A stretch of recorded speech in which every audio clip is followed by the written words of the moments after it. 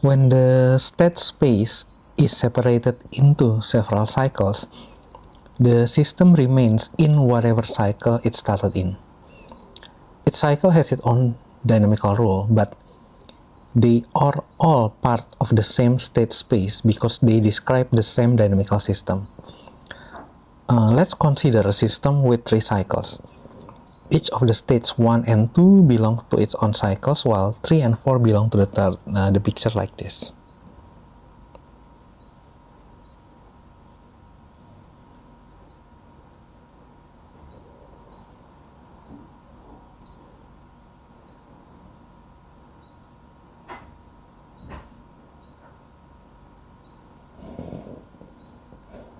This is separating the state space into cycles.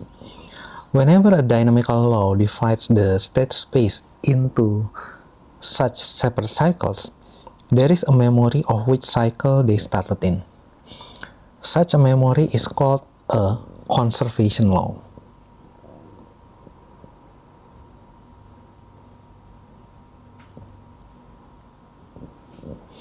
It tells us that something is kept intact for all time.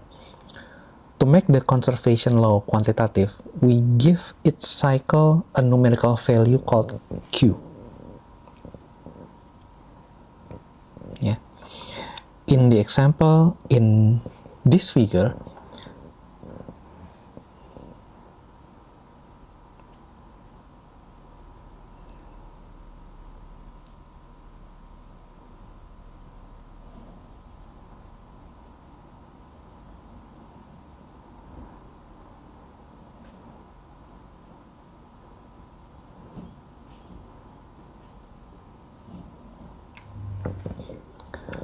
the 3 cycles are labeled Q plus 1,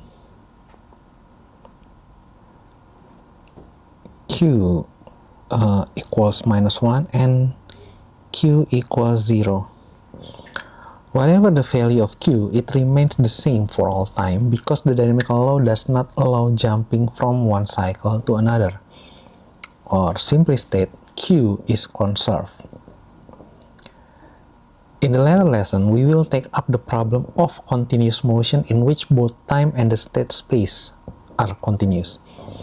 All of the things that we discussed for simple discrete systems have their analog for the more realistic system, but it will take several lessons before we see how they all play out.